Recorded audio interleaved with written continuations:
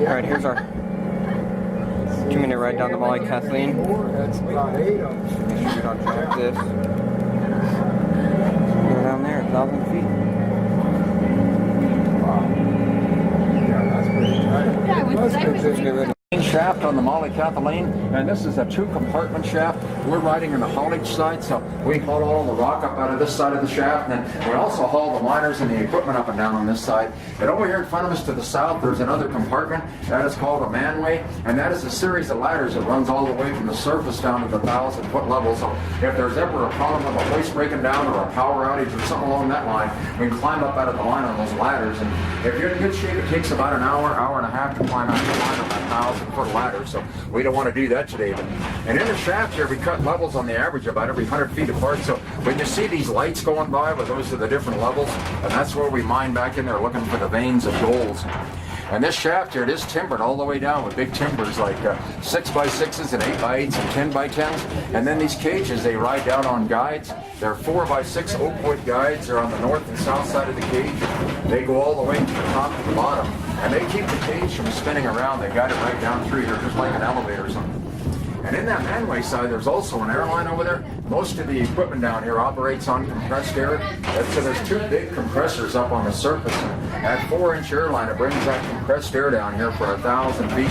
And it serves all these different levels down here with compressed air. And this shaft here, it's just over 1,000 feet deep. It's 1,050 feet. And that last 50 feet is called a sump. And that collects the water that drips down the shaft. When that sump fills up with water, we of course have to pump it out. But we want to stop right on the 1,000-foot level because we want no part of that sump, that water. It's cold and it's not too clean, and so we want to stay out of the sump. So we just hope the husband's sober today. No, he's good. So we're just about to hit the bottom. I mean, reach the bottom here. We're just about down here. You can see the timber out here, what we call square set timber, put in there kind of like a picture frame. So that's just one of the methods of timbering here in the shaft. But yeah, so here we are. So that didn't take too long. And if you look down there, you can see the water right there.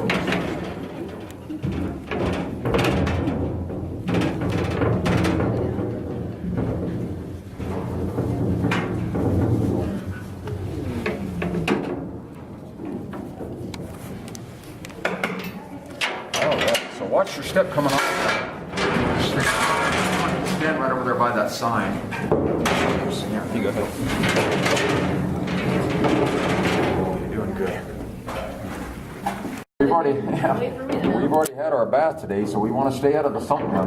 A lot of people, they think this cage is moving pretty fast, but actually this is really slow. On some of the big mines, like that Crescent mine my dad worked on, when the Crescent had a steam-operated hoist on it, the muck skip over there go up down the shaft at a rate of 3,000 foot a minute, 6 times as fast. And that's what they'd haul the muck at. They would slow down for the miners because 3,000 foot a minute is really moving. And you'd end up losing your breakfast and getting the bends and your ears popping and all of that, so they'd slow down with the miners. But we're coming up on the 700-foot level here. They used to give tours on this level years ago. It used to be a 2-level tour back in the 1950s and 60s, but now that the tour, it's all down on that 1,000-foot levels.